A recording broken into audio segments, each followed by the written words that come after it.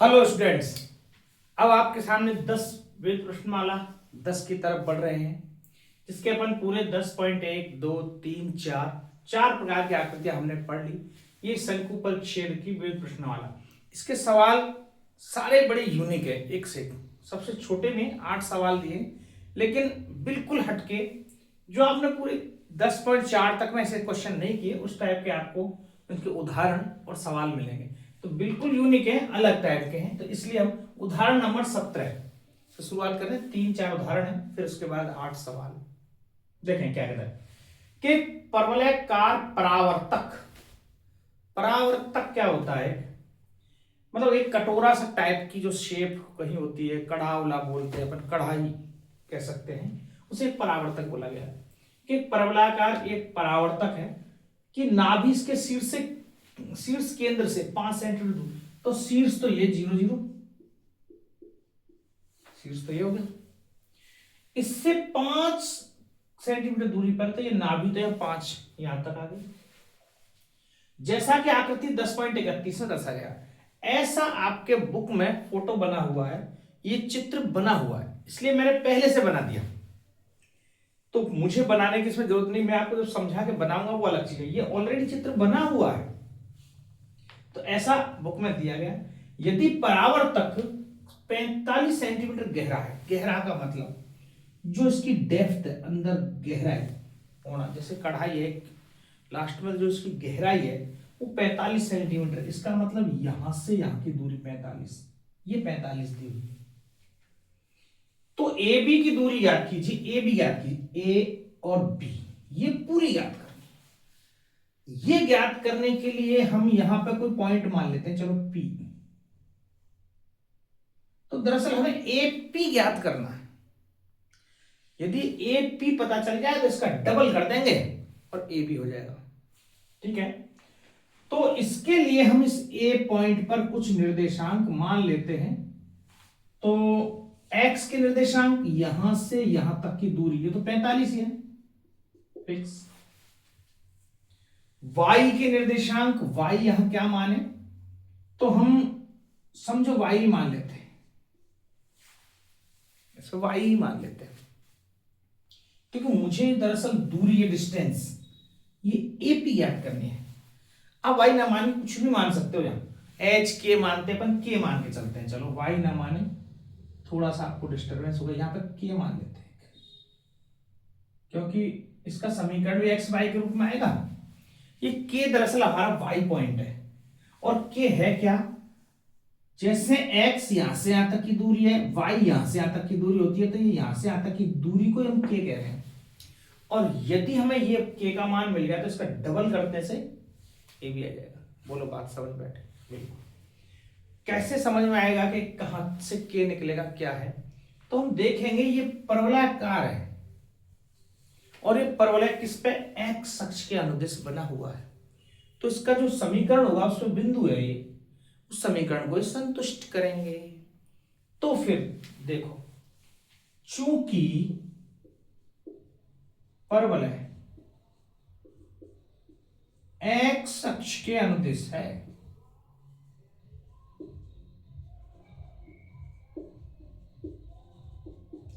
x अक्ष के अनुदिश है, तो परवलय का समीकरण क्या होगा? परवलय का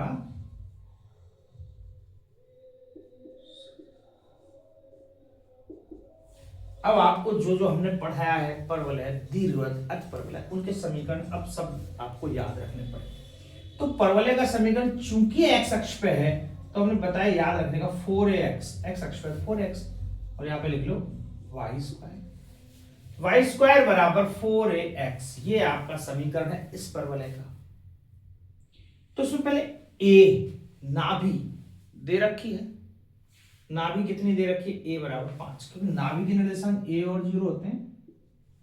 तो a का मान 5 है, यहां रख देते हैं, क्योंकि दिया गया है a बराबर 5, ये दे रखा है। तो y स्क्वायर बराबर 5 चौके 20x, ये इसका एक समीकरण बन गया, y स्क्वायर बराबर 20x। ये समीकरण नंबर 1 मान लो इसको। ये परवलय का समीकरण है। और चूंकि 45 और के जो बिंदु ए के निर्देशांक है ये इस परवलय पर स्थित हैं, तो समीकरण को संतुष्ट करेंगे। ठीक है, देखो चूंकि बिंदु ए के निर्देशांक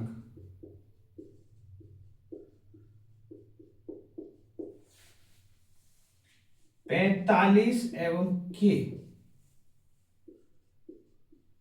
परवलय पर स्थित है,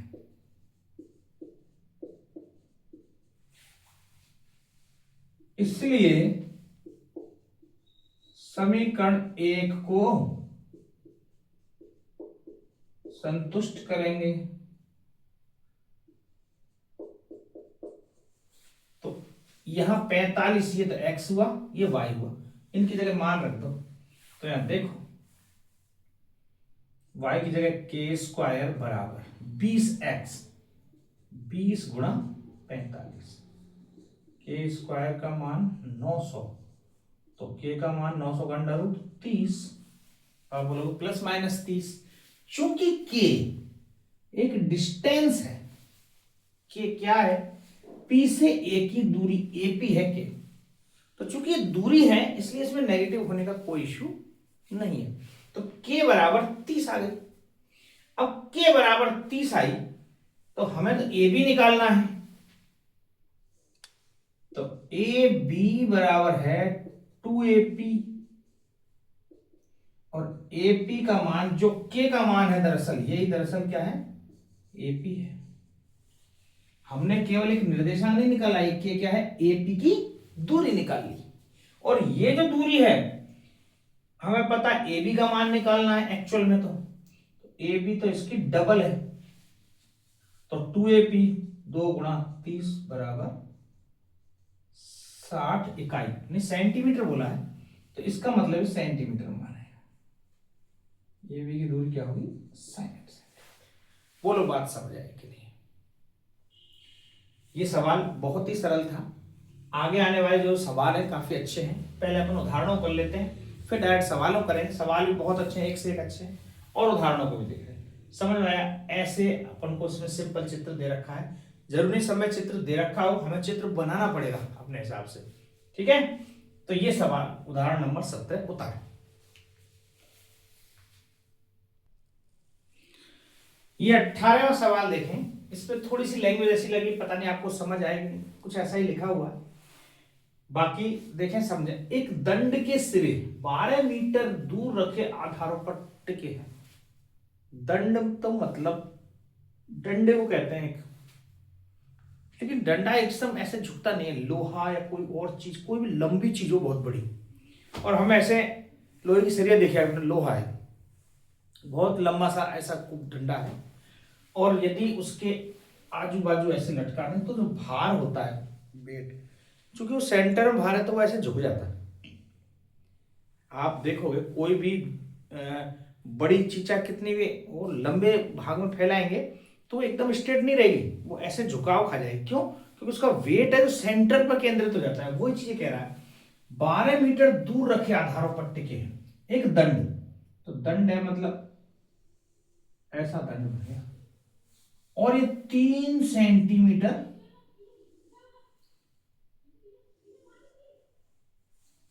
क्या हुआ,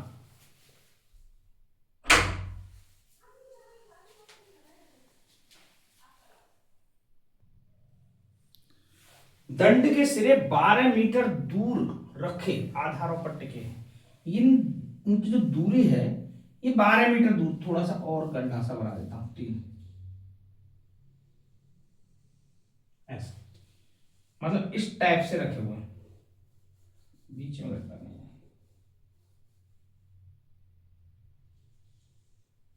ठीक है, ऐसे, क्योंकि दंड सीधा रखा था लेकिन ऐसे रखे हैं तो वो बीच में इस टाइप से आ गया। तो जो ये हिसाब किताब है ये 12 मीटर की दूरी है भाई।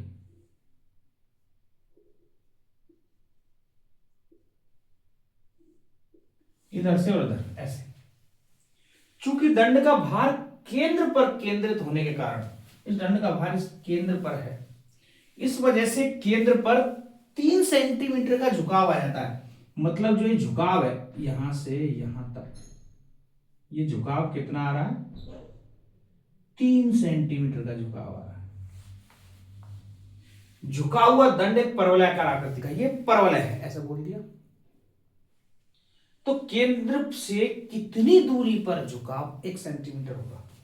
अब जरा इस परवलय को अपन अक्षों पर केंद्रित करते हैं, करें तो यहां से अक्ष खींच दो, ये एक्स अक्ष,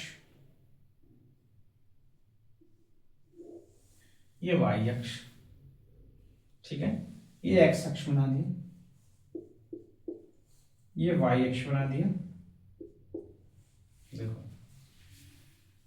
एक परवलयाकार आकृति का बोल दिया तो मैंने इसको जबरदस्त परवलय बना दिया, ठीक है।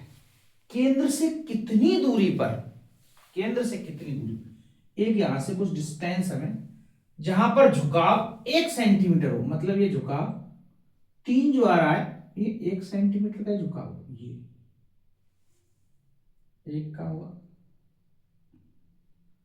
थोड़ा और दूर हुआ यहां ये 1 सेंटीमीटर है।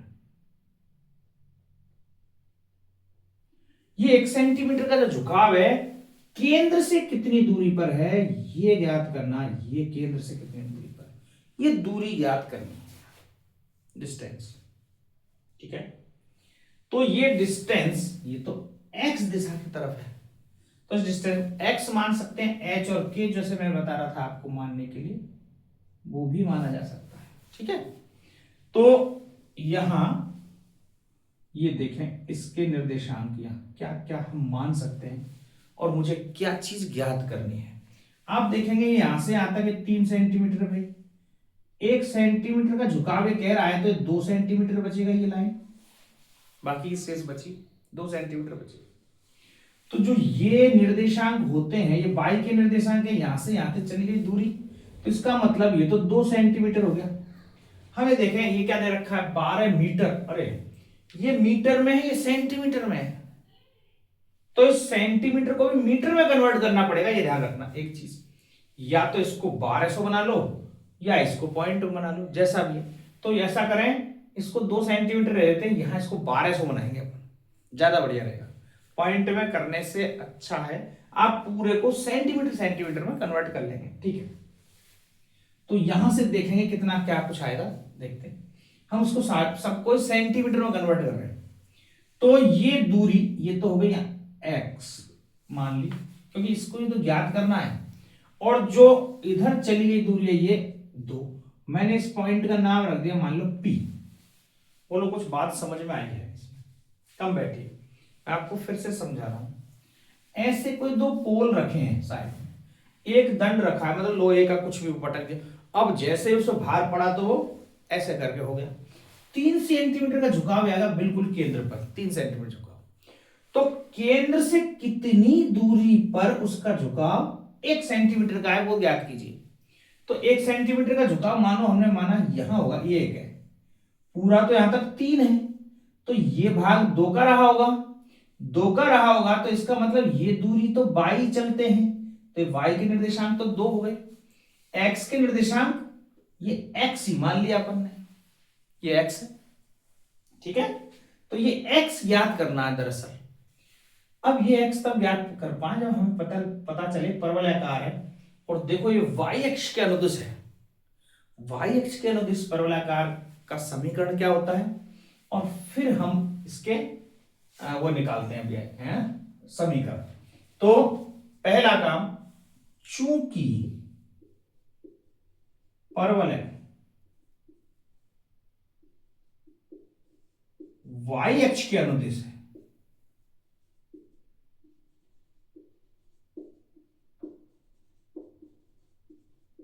और आप सोचोगे सर जी आपने तो बनाया है, ऐसा भी तो सकता था उल्टा। चूंकि ऐसा कहा गया है कि वो जो झुकाव है, यदि मैं इसको ऐसे बनाता तो कोई लोहे की रॉड ऐसे थोड़ी झुक जाती, 3 से झुकाव कैसा था, झुकाव तभी आएगा कि जब हम ऐसे रखेंगे और कोई किसी चीज को ऐसे रखेंगे तो वो नीचे झुकेगी, आड़ी रख देंगे तो ऐसे झुकाव आएगा नहीं, इसलिए y अक्ष पर ही बनेगा। तो परवलय y अक्ष के अनुदिश है। परवलय का समीकरण,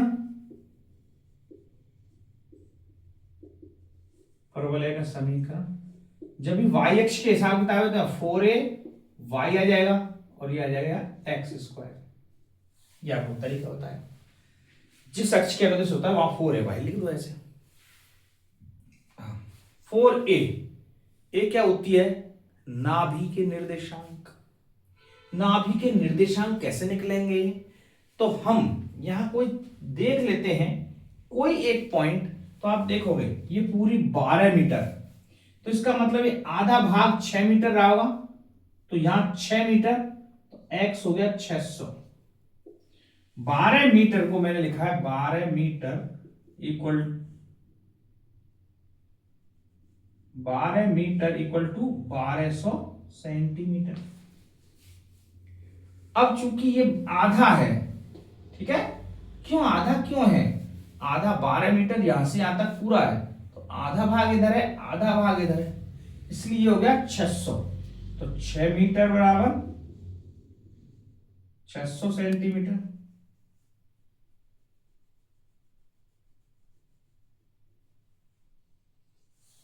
सेंटीमीटर, तो x की वैल्यू तो 600 हो गई, y की वैल्यू ये 3, तो यहां भी 3 रही होगी, ये 3 होगी। तो ये कोई पॉइंट है, ये तो P माना था मैंने, कोई पॉइंट है Q।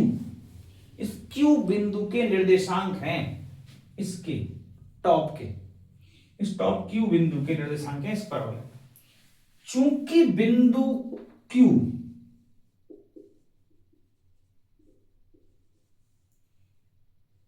परवलय पर स्थित है,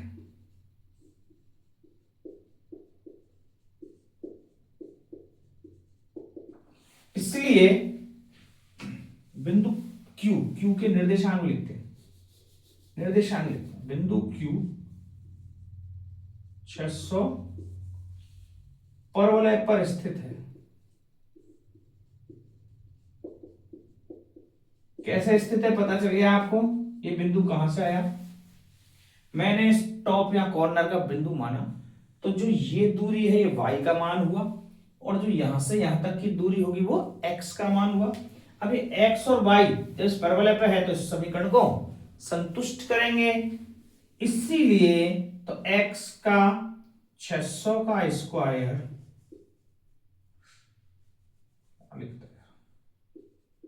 बराबर 4ay 3। मुझे यहां 4a का मान ज्ञात करना है, क्यों? ताकि मैं यहां रख सकूं, तब ये समीकरण बनेगा। तो 600 का स्क्वायर 600 इंटू 600 बटे 3 बराबर 4a। 3 दूनी 600, 6 दूनी 1200 बराबर 4a। तो 4a की वैल्यू क्या आई है? 1200 नहीं आई, 1,20,000, 2 जीरो भी तो आएंगे, ठीक है, 2 जीरो 1,20,000 ये आएगा।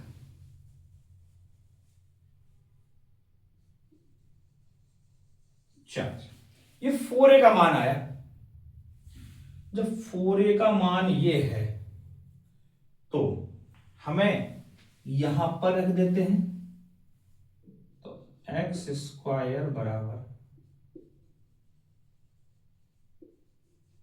ये समीकरण रहेगा।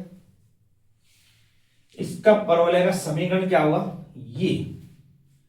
अब इस समीकरण में चूंकि बिंदु P भी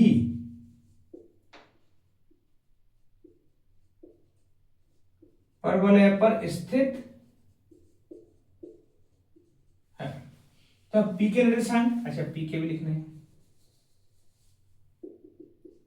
चूंकि बिंदु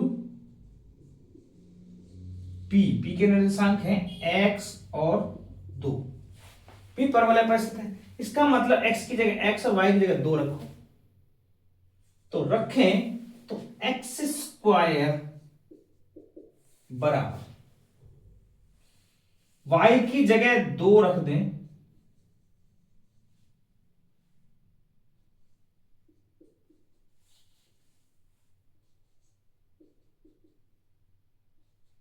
24, ये बड़ी संख्या आएगी। 24 का इसका स्क्वायर, अब इसका अंडर रूट कर लेते हैं। तो अंडर रूट करेंगे तो ये 100 का तो अंडर रूट हो जाएगा, 2400 सेंटीमीटर कुछ आएगा। देखो इसका आ गया अंडर रूट 24, ये 10,000 है, अंडर रूट 2400, 100 अंडर रूट 24 लिख दें। थोड़ा सा इसका मैं ऊपर लिखता हूं, नीचे दिखेगा नहीं मान। एक्स स्क्वायर की वैल्यू आई है, देखो ये ऐसे 4 जीरो, तो एक्स बराबर, तो ये 100 इसका तो हो जाएगा अंडर रूट, इस 24 का अंडर रूट नहीं होगा, ये लिख दिया। ये कितना आया है सेंटीमीटर में। आपकी बुक में शायद मीटर में आंसर दे रखा होगा, तो 100 से भाग दे देंगे, इस 100 से 100 कट जाएगा, ठीक है। तो 24 का अंडर रूट खोले अभी, मीटर में बना लेते हैं, अंडर रूट 24 मीटर, और मीटर 24 को खोलेंगे तो 4 6 की 24 होता है, 2√6 मीटर। एक्स का मान मतलब यहां से 2√6 की दूरी पर इसका झुकाव 1 सेंटीमीटर होगा। बोलो ये बात को समझ, कैलकुलेशन किया मैंने सिंपल, फिर से आपको समझाता हूं। ऐसा बोला गया, एक तार कोई दो सिरों पर रखा हुआ है, तो जैसे दो सिरों पर रखेंगे तो वजन बीच में पड़ेगा और उसकी वजह से ऐसे झूल जाएगा, जिसका झुकाव 3 सेंटीमीटर का हो जाता है। ऐसा पूछा गया केंद्र से कितनी दूरी पर इसका झुकाव 1 सेंटीमीटर होगा। यदि यह 1 होगा तो ये बचा कुछ भाग 2 सेंटीमीटर, क्योंकि टोटल झुकाव 3 का है, ठीक है। तो ये यहाँ के निर्देशांक मान लिए x और 2। बाकी सिंपल कैलकुलेशन करते चले आए हैं। पहला परवलय का समीकरण ये बना, इससे 4a की वैल्यू निकाली, 4a की वैल्यू निकाल के यहां रख दी। आप पॉइंट लगा के भी कर सकते थे, मैंने इसको सेंटीमीटर बदल लिया, मुझे लगा पॉइंट में फिर क्या पता अंडर रूट निकले ना निकले, इक्वल में आ रहा है, कोई दिक्कत नहीं है ना। तो हमने सेंटीमीटर कन्वर्ट कर लिया, वापस से सेंटीमीटर को मीटर में कन्वर्ट कर दी, 100 के भाग दे देंगे और 2√6 मीटर आएगा। 18वां सवाल। आप आराम आराम से चला के इसको देखते रहना, कोई भी लैंग्वेज समझ नहीं आए, थोड़े से सवाल ये अटपटे से हैं, कठिन नहीं है, ठीक है। उतार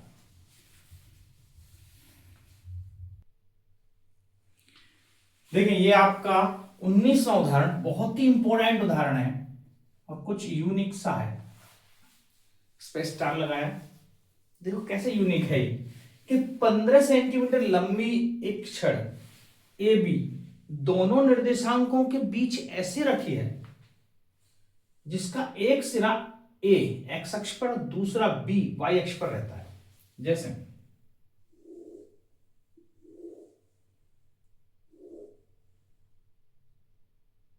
ये 15 सेंटीमीटर एक छड़ है लंबी, ये ए होगा, ये बी होगा, ऐसा रखें।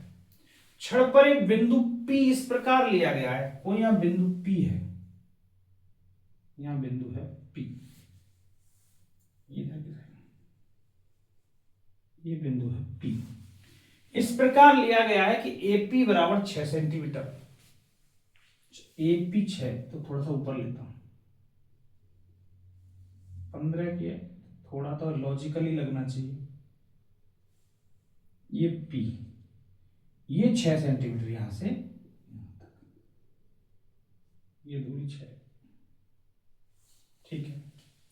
दिखाइए P का बिंदु पथ एक दीर्घवृत्त है, आपको बिंदु पथ, बिंदु तो यहीं पड़ा है, ये पथ कहां बना रहा है भला। तो आप ये सोचने की बात, मैंने तो इस छड़ को यहां फिक्स कर दिया, ये छड़ क्या कर दी मैंने यहां फिक्स कर दी, ये फिक्स नहीं है, इस छड़ को उठा के यहां से ऐसे रख सकता हूं, तो ये बिंदु यहां से रख जाएगा, ऐसे सरका दूंगा यहां से रख जाएगा, और खड़ा रख दूंगा यहां से यूं कर दूंगा तो बिंदु दूसरी जगह चला जाएगा। मतलब छड़ की पोजीशन बदलते ही बिंदु की पोजीशन बदल जाएगी, और जब बिंदु की पोजीशन बदलेगी तो कह रहा है कि दिखाइए बिंदु का जो बिंदु पथ है P का वो एक दीर्घवृत्त होगा। तो दीर्घवृत्त की आपको डेफिनेशन पता होनी चाहिए कि दो बिंदुओं से दूरी का योग सदैव अचर रहे, ऐसे बिंदु के बिंदु पथ को दीर्घवृत्त कहते हैं। तो इसमें भी देखें जरा, ये बिंदु है और इससे जो दो दूरियां हैं, ये 15 सेंटीमीटर लंबी है, ये 6 हो गई, तो इसका मतलब ये दूरी कितनी हुई है? 9। पीबी की दूरी कितनी हुई है? 9। अब पी फिक्स ले लिया हमने, 6 और 9, 15, दोनों का टोटल 15 बन रहा है, यहीं पर फिक्स है ये। मतलब इसकी बिंदु की स्थिति को हम चेंज नहीं कर रहे। तो दो दूरियों का योग सदैव अचर रहे, तो दूरियों का योग तो 15 ही रहना है कहीं भी। अब इसको कहीं कहीं भी कैसे घुमा दे, तो हमें पता है दूरियों का योग सदैव अचर रहता है, तो दीर्घवृत्तीय होता है कायदे से। तो लेकिन हमें इसको प्रूव करना है कि दीर्घवृत्त है, तो इसमें एक्स और वाई में जो संबंध स्थापित होगा वही दरअसल पता चल जाएगा दीर्घवृत्त का समीकरण है या नहीं है। बस इतनी सी बात है, और इसमें कुछ भी, इसलिए ये थोड़ा सा यूनिक सवाल है। तो एक्स और वाई कहां से आए? तो हमने इस पी बिंदु के जो निर्देशांक हैं वो एक्स और वाई मान लिए, जो पी के निर्देशांक वो क्या मान लिए? एक्स और वाई। अब इसके हमें निर्देशांक निकालने हैं, वो कैसे निकलेंगे जरा? तो यहां से इसमें त्रिभुज क्रिएट करते हैं थोड़ा सा ऐसा,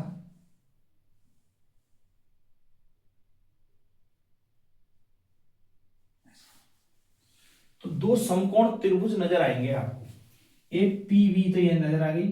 यहां पे आप क्यू नाम दे दें और इसको आर नाम देते हैं, कुछ भी देते हैं। ये बिंदु ओ मूल बिंदु है, ये एक्स, दो अक्षों को बोला गया है, एक्स डैश, ये वाई डैश, ये वाई।